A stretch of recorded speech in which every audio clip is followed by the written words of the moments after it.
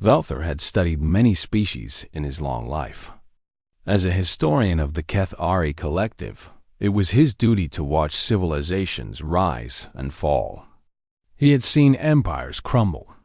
He had watched proud species bend their knees to stronger ones. He thought he understood how the galaxy worked, thought he was wrong. The day everything changed began like any other session at the Galactic Assembly. Representatives from hundreds of worlds filled the great hall on Nexus Prime. The station floated in neutral space, far from any empire's borders.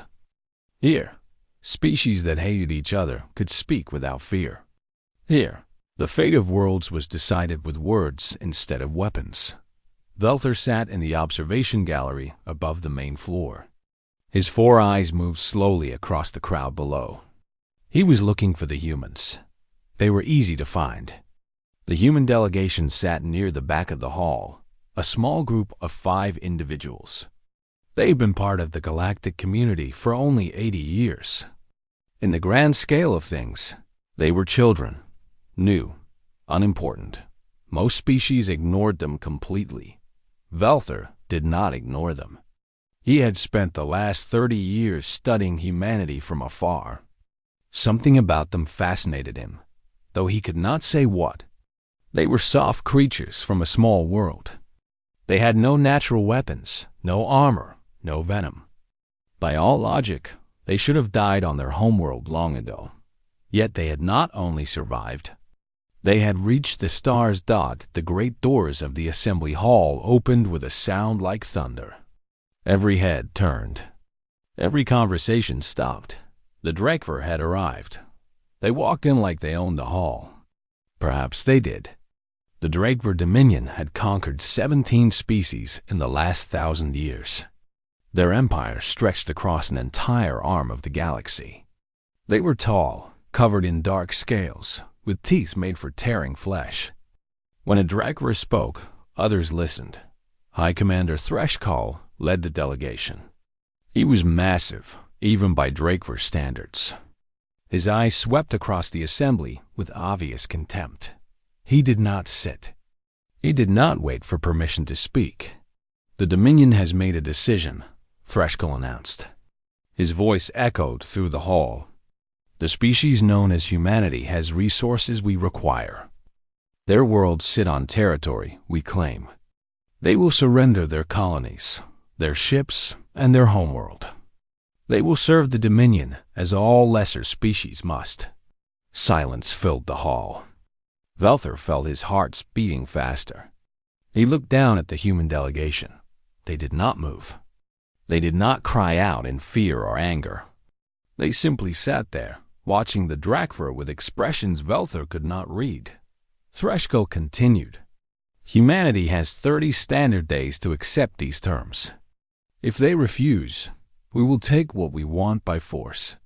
Their species will learn the price of defiance." The assembly waited. This was how it always happened. A stronger species made demands. A weaker species surrendered or died. The galaxy had worked this way for millions of years. The human ambassador stood up. His name was Daniel Carter. Velther had read his file. He was 52 years old, a former soldier who had become a diplomat. He was not tall or strong by any measure. Compared to the Drakvar, he looked like prey. Carter walked to the center of the hall. His footsteps were the only sound. He stopped in front of Threshkal and looked up at the massive alien. "High Commander," Carter said. His voice was calm and steady. "I have heard your terms. I will give you our answer now." Threshkal showed his teeth in what passed for a Drakvar smile. "You are wise to surrender quickly. It will make the transition easier for your people." "We are not surrendering," Carter said. The smile vanished from Threshkal's face. "I'm sorry," Carter continued. "I should be more clear. Humanity declines your generous offer. We will not give you our colonies. We will not give you our ships. We will not give you Earth. If you want these things, you will have to take them from us." Threshkal stared at the human for a long moment. Then he laughed. It was a terrible sound, like bones breaking. "You are either very brave or very stupid," Threshkull said. "Your species has fewer than 2,000 warships. We have 10,000. Your soldiers number in the millions. Ours number in the billions. What do you think will happen when we come for you?" Carter did not look away. "I think you will find out what humanity is made of." The assembly erupted in whispers. Velther heard species all around him speaking in hushed tones. They were not impressed by Carter's bravery. They were pitying him. They thought they were watching a dead man speak. Threshkull leaned down until his face was close to Carter's. "In 6 months, your species will be a footnote in history. Remember this moment, human. Remember that you could have chosen survival." "And you remember this moment too," Carter replied. "Remember that we gave you a chance to walk away." Threshkull straightened up and walked out of the hall. His delegation followed. The doors closed behind them with a sound of finality. Velther watched Carter return to his seat. The other human delegates gathered around him. They spoke quietly among themselves. Their faces showed no fear, no panic. If anything, they looked determined. Around the hall, other species were already writing humanity off. The Veltorians were taking bets on how long humanity would last. The Krixari were discussing which human worlds would be easiest to salvage after the Drakver were finished. Everyone agreed on one thing. Humanity was doomed. Vel Tar was not so sure. He opened his recording device and began to speak.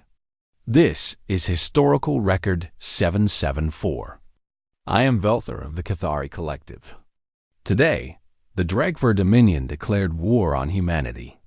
The Assembly believes I am about to document the extinction of a species." He paused, watching the human delegation leave the hall. They walked with their heads high. "I am not certain they are correct," Velther continued. "There is something about these humans. Something I have seen in my research that others have dismissed. Old records. Strange stories. I do not know if they are true, but I intend to find out." He closed the recording and stood up. The hall was emptying now. Species were returning to their ships, eager to watch the coming slaughter from a safe distance. Velther had a different plan. He would watch too, but not for entertainment. He would watch because he had a feeling that the galaxy was about to learn something important. He just did not know what that something would be. 3 weeks had passed since the declaration of war. Velther sat aboard his research vessel, watching reports from the front lines. The Drakver fleet had begun its advance into human space. 10,000 warships moved like a dark tide across the stars. The galaxy expected a quick war. Most species gave humanity 3 months at best. Some said 6 weeks. The Drakver themselves promised victory within 90 days. But something strange was happening. Velther studied the reports with growing confusion. On human worlds across the frontier, the reaction to war was unlike anything he had seen before. There was no panic. There was no mass exodus of refugees. Instead, there was movement, purpose, action. Factories that had been making civilian goods stopped production overnight. Within days, they were building weapons and ships. Men and women who had spent decades in peaceful careers put on uniforms they had not worn in years. Young people lined up at recruitment centers faster than the military could process them. A human news broadcast showed an old man, perhaps 80 years old, walking into a military base. A reporter asked him why he was there. "I flew fighters in the last war," the old man said. "My hands still work. My eyes are still sharp. If they need pilots, I can fly." The recruiter tried to turn him away. The old man refused to leave. Eventually, they gave him a ship. Velther did not understand. These humans were walking toward death, not away from it. They had to know the odds. They had to know they could not win. Yet they came anyway. He received a transmission from the neutral observation post at the edge of human space. All neutral species had been invited to watch the war from a safe distance. It was common practice. Wars were entertainment for those not involved. Velther had watched many species die this way, from the comfort of an observation deck. This time felt different. The first major battle took place at New Haven, a human colony world of 8 million people. The Drakver sent 500 ships to take it. The humans had 47. Velther watched the battle unfold on his screens. The Drakver moved in standard formation, confident and unhurried. They expected the humans to run or surrender. Neither happened. The human ships attacked. They did not wait for the enemy to get close. They did not try to negotiate. They flew straight at the Drakver fleet with weapons firing. Their formation was tight and coordinated. Each ship covering the others. Admiral Laura Mitchell commanded the defense from her flagship. Velther listened to the intercepted communications. Her voice was steady as she gave orders. All ships, focus fire on their command vessels. Make them pay for every kilometer. We hold until the evacuation is complete. No one leaves until the last civilian is off-world. Behind the battle, transport ships were loading civilians as fast as possible. The colony had been preparing for this moment since the war was declared. Every person knew where to go. Every ship knew its role. The battle lasted 9 hours. In the end, the Drakver took New Haven, but they did not take it easily. 47 human ships destroyed 112 Drakver vessels before they fell. Every human pilot fought until their ship was broken. Some, when their weapons failed, flew their damaged ships directly into enemy vessels. Not a single human surrendered. Velther played the final transmission from a human, captain named Megan Turner. Her ship was crippled and burning. Drakver vessels surrounded her. "This is Captain Turner to any ship that can hear me," she said. Her voice was calm despite everything. "My engines are gone, but I still have power. I'm going to ram their command ship. Tell my family I love them. Tell Earth we did our job." The transmission ended. Moments later, the Drakver command ship exploded. The Drakver won the battle. But they lost 3 times the ships they expected to lose. They lost their forward commander. They lost something else too, something harder to measure. They lost their certainty. Velther began receiving strange reports from the Drakver fleet. Soldiers were asking questions. Officers were demanding more reinforcements. The easy victory they had been promised was not so easy. Meanwhile, humanity was doing something impossible. They were building ships faster than they were losing them. Factories worked day and night. New vessels joined the fleet every week. Volunteers trained in accelerated programs and shipped out to the front. Velther calculated the numbers 3 times because he could not believe them. In the first month of the war, humanity had lost 60 ships. In that same month, they had built 120. He received a recorded message from Admiral Mitchell. It was addressed to all neutral observers. To the species watching this war, she said, "I want you to understand something. We did not want this fight. We asked for peace. We were denied. Now we will show the Drakver what happens when you threaten our homes, our families, our children." She paused. Her eyes were hard. "We did not start this war, but we will finish it." Velther saved the message. He played it again. Something in her voice made his scales feel cold. He opened a new historical record. "This is Velther of the Cathari Collective. The war is 3 weeks old. The Drakver have taken 3 human worlds. By all standard measurements, they are winning." He paused, looking at the reports on his screens. "But I am beginning to feel something I have not felt in centuries of watching wars. The humans have a word for it. I believe they call it dread. I do not know what is coming, but I am certain now that the Drakver have made a terrible mistake. He closed the record and stared out at the stars. Somewhere out there, humanity was preparing its response. Somewhere out there, factories burned hot through the night and soldiers trained for battles to come. Somewhere out there, a species the galaxy had dismissed as weak and unimportant was showing its true face. The author wondered how many other species were watching with the same growing unease. He wondered how many were beginning to realize what he now suspected, that the humans were not trying to survive this war. They were trying to win it. 6 months into the war, the author stopped watching the battles. He had seen enough explosions and death. Instead, he locked himself in his ship's archive room and began to dig through old records that he needed to understand. The war had not gone the way anyone expected. The Drakver had taken 12 human colony worlds. They had killed millions. By every normal measure, they should have broken humanity's will to fight. Instead, the humans fought harder. New ships appeared at the front every day. Human commanders developed new tactics faster than the Drakver could adapt. Soldiers who should have been exhausted kept fighting with the same fire they had shown on day one. It made no sense. Velther had studied hundreds of species. He knew how conquered peoples behaved. They gave up. They accepted their fate. They did what they had to do to survive. Humans did not behave like conquered peoples. They behaved like something else entirely. Velther found the answer in humanity's own historical archives. He started with Earth itself. The data was readily available, part of the standard information package every species shared when joining the galactic community.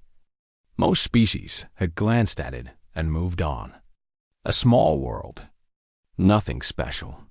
Velther read more carefully. Earth's gravity was heavy by galactic standards.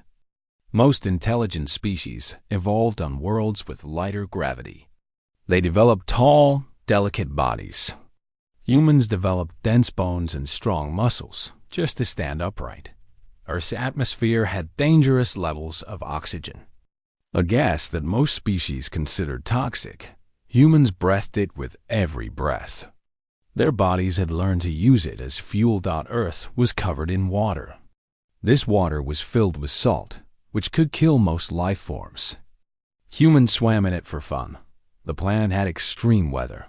Hurricanes, earthquakes, floods, fires, freezing winters, and burning summers. Humans did not avoid these things.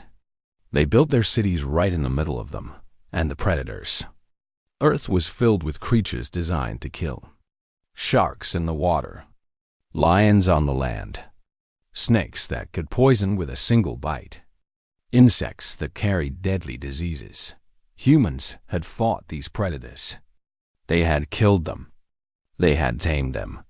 Some humans kept predators as pets. Velther leaned back from his screen. His hands were shaking. Earth was not a normal world. Earth was what xenobiologists called a Category 12 death world. Only 1 in 10 million planets reach such a classification. Life should not have developed intelligence on such a world, but it had. And that life had become humanity.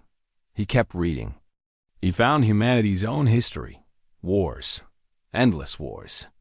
Humans had spent most of their existence fighting each other. They had developed weapons of terrible power. They had used those weapons. They had killed millions of their own kind, and they had survived. Every time they survived. No disaster, no war, no plague had ever broken them. They simply rebuilt and continued. Velther found records of a human conflict called the Second World War. Over 50 million humans had died. Cities had been reduced to ash. Entire nations had been shattered. 20 years later, those same nations were stronger than before. He found another war called the First World War. Humans had fought in trenches filled with mud and disease. They had used poison gas and machine guns on each other. Millions had died in battles that gained nothing. The soldiers kept fighting anyway. For years, they kept fighting. Velther closed the files. He understood now. The galaxy had looked at humanity in peacetime. They had seen farmers and merchants and artists. They had seen a species that smiled easily and preferred negotiation to violence. They assumed this was what humanity truly was. They were wrong. Humanity was not a peaceful species that occasionally fought. Humanity was a species of warriors that had learned to be peaceful. Their nature was not gentleness. Their nature was violence, barely contained. War did not break them because war was where they came from. His communication screen lit up. News from the front. Commander Nathan Brooks had led a surprise attack on Drakver supply lines. 300 human ships had appeared from nowhere, destroyed 40 supply vessels, and vanished before reinforcements could arrive. The Drakver had lost enough food and ammunition to supply their fleet for 2 months. Brooks was already planning his next attack. On another front, human ground forces had retaken the colony world of Haven's Gate. They had been outnumbered 4-1. They had won anyway. The Drakver survivors reported that the humans had fought like demons, appearing from shadows and striking without warning. Velthor opened a new record. His voice was quiet.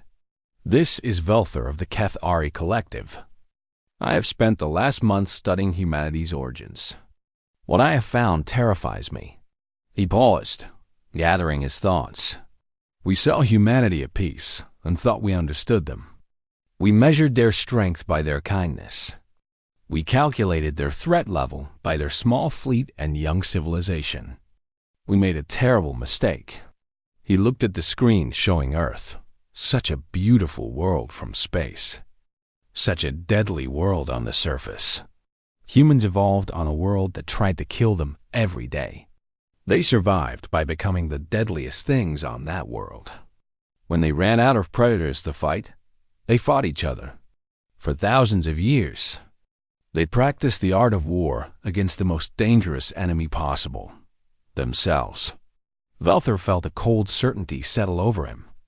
The Drakver believed they were attacking farmers. They believed they were conquering merchants. They were wrong.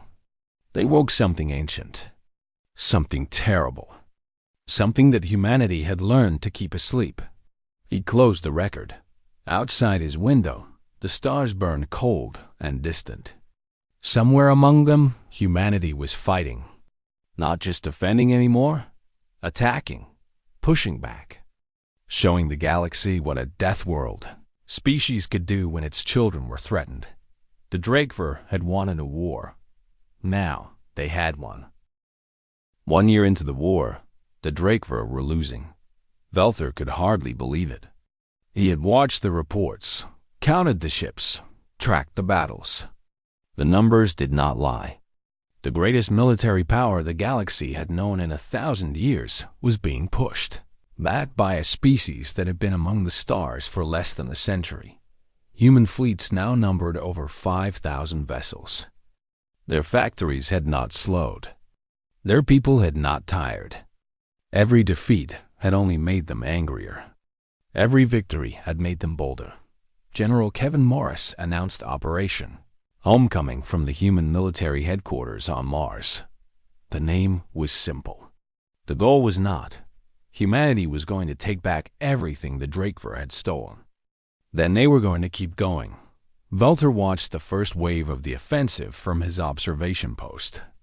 2,000 human ships jumped into Drakver-held space at once. They hit 12 systems in a single day. The Drakver, who had spread their forces thin to hold their conquests, could not respond fast enough. Commander Nathan Brooks led the attack on the former human colony of New Eden. The Drakver had turned it into a military base. They had 100 ships defending it. Brooks brought 200. The battle lasted 4 hours. The humans did not just defeat the Drakver fleet. They destroyed it completely. Not a single enemy ship escaped. When Brooks landed on New Eden, the human colonists who had been forced to work in Drakver labor camps came out to meet him. Many were thin and sick. Many had lost family members. They fell to their knees and wept. Brooks helped them stand up. No human kneels, he said. Not anymore. Not ever again. The message spread across the galaxy. Velther heard it repeated on 100 different news channels. Other species were paying attention now. This was not the same humanity they had dismissed a year ago. Velther traveled to a neutral station to interview a captured Drakevor officer.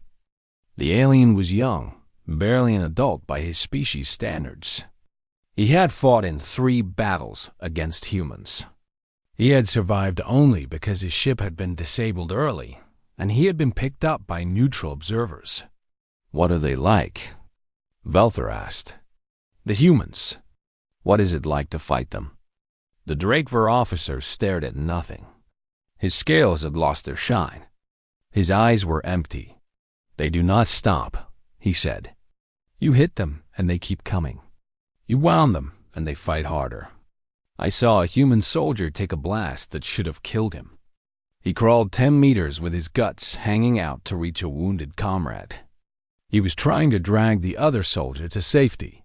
The officer's voice broke. He was smiling. The human was dying, and he was smiling because he had saved his friend. What kind of creature smiles while it dies? Velther had no answer. The war continued.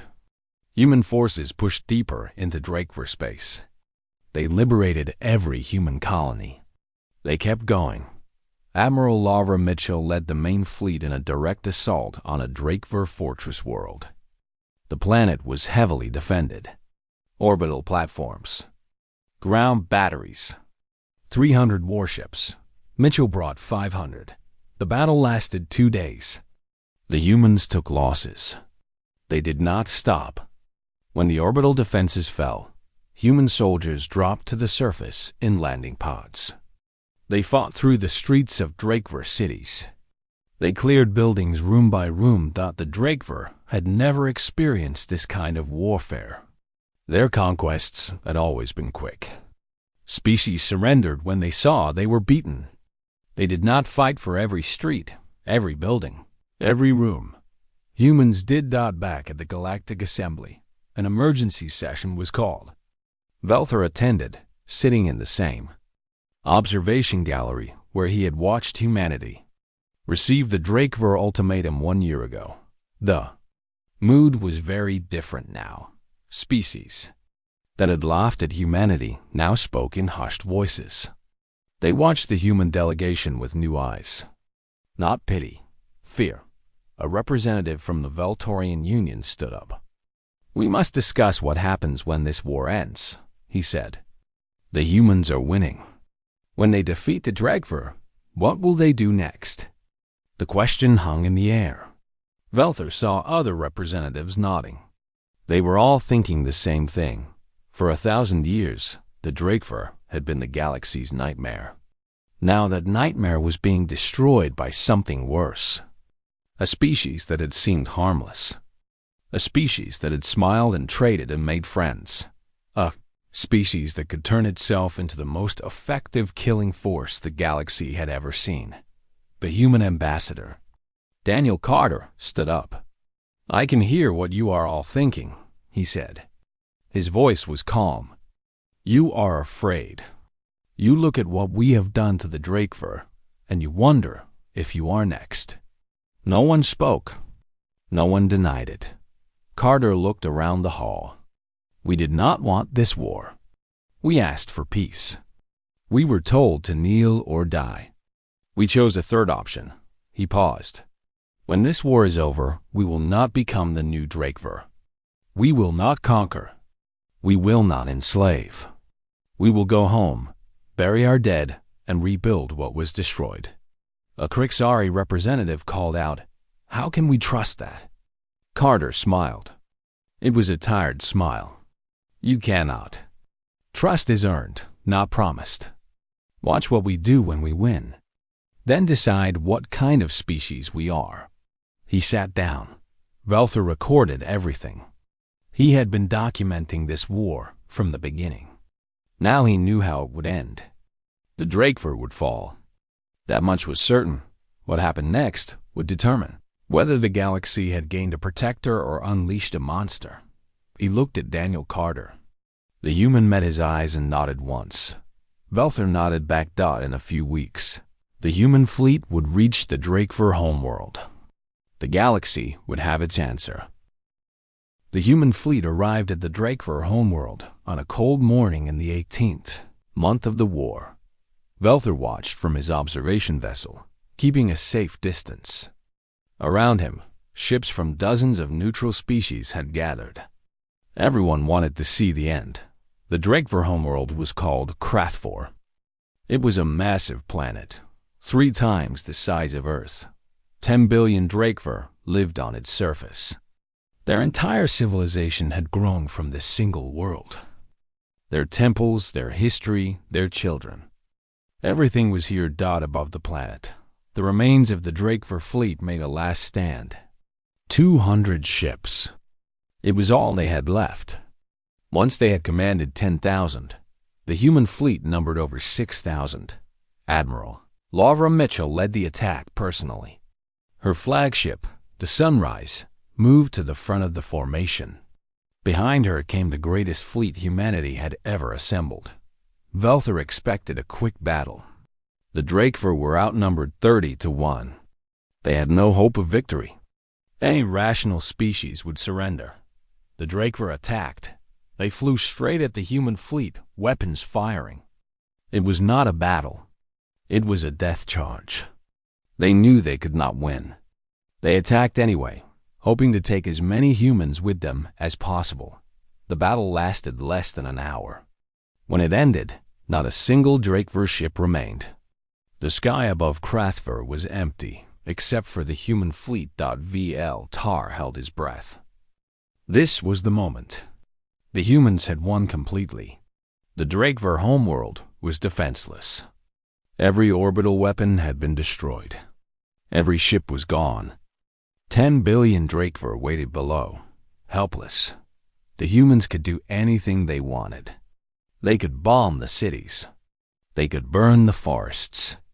They could turn the planet into a graveyard. The HFY had killed millions of humans. By the old laws of the galaxy, revenge was expected. Justice demanded blood. Velther waited for the first bombs to fall. Instead, he heard a transmission. "This is Ambassador Daniel Carter of the United Human Federation, speaking to the people of Krathfor." The voice was broadcast on all frequencies. Every ship in the system could hear it. Every HFY on the planet below could hear it. "Your fleet is destroyed. Your leaders have failed you. You have no means to resist. By every law of war, your world now belongs to us." Velther could imagine the HFY listening, waiting for death. "We are not here to destroy you," Carter continued. "We are not here to enslave your children or burn your cities. We did not fight this war for conquest. We fought it to defend our homes and our families. That goal has been achieved." Silence stretched across space. "We demand 3 things. First, your complete surrender.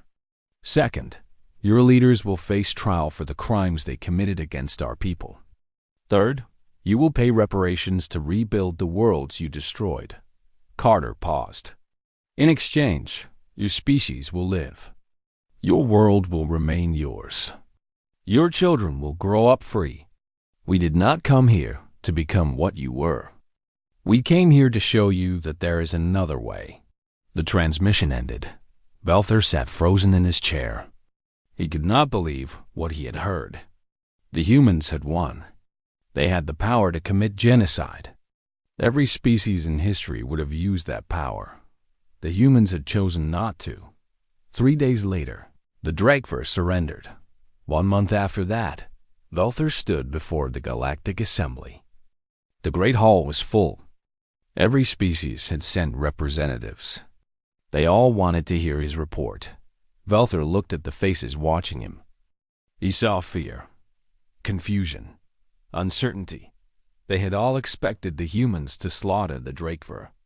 They had all been prepared to condemn the action publicly while being secretly relieved that someone else had done the dirty work. The mercy was harder to understand. I have spent 18 months studying humanity, Velther began. I have watched them lose battles and win wars. I have seen their courage, their fury, and their grief. I have witnessed the greatest military campaign in galactic history. He paused, letting the silence build. But the most important moment was not a battle. It was the moment when Ambassador Carter broadcast his message to Krathvor. The moment when humanity chose not to become monsters. Velther looked at the human delegation. Daniel Carter sat among them, his face calm. I have studied 1,000 species in my career. I have watched empires rise and fall. I have seen the patterns repeat again and again. The strong conquer the weak. The victors destroy the defeated. Power is used because it exists. He shook his head slowly. Humanity has broken the pattern. They had the power to end the Drakver forever. They had the rage, the pain, the justification. Every species in this room would have understood if turned Krathvor into ash. His voice dropped. They chose mercy instead. Not weakness. Mercy. There is a difference. The weak cannot hurt you. The merciful can destroy you completely and choose not to. Velther looked around the hall one final time. You asked me to tell you about humanity. You wanted to know what they are, whether they are a threat, whether you should fear them. He took a deep breath. Yes, you should fear them. Not because of what they did to the Drakver, but because of what they could have done and chose not to. Fear them because they are strong enough to win any war and wise enough to know that some victories are not worth winning. He gathered his notes. Humanity will not conquer the galaxy. They have proven that. But they have also proven something else. If you threaten their homes, their families, their children, they will come for you. They will not stop. They will not tire. They will not accept defeat. He looked at Daniel Carter. And when they win, they will offer you the chance to live. Take it, because if you refuse, if you force them to keep fighting, they have shown that they can become something terrible, something that even the Drakver could not stand against. Velther stepped away from the podium. This concludes my report. The stars trembled when humanity marched to war. Now I understand why. It was not fear of destruction. It was something older, something deeper. It was the universe recognizing that a new kind of power had awakened. He walked back to his seat. The hall was silent. The human delegation rose and walked toward the exit. Species stepped aside to let them pass, not in fear of attack. In something closer to respect thought as Carter passed Velther. He stopped. Thank you for understanding, Carter said quietly. Thank you for proving me right, Velther replied. Carter smiled and continued walking. The doors closed behind the human delegation. Velther sat alone in the observation gallery for a long time after that. He thought about everything he had seen, everything he had learned. The galaxy had changed. Humanity had changed it. Not through conquest, not through fear. Through something harder to define, they had shown that strength and mercy could exist in the same heart. Velther finally understood why the stars had trembled. They had recognized their new guardians.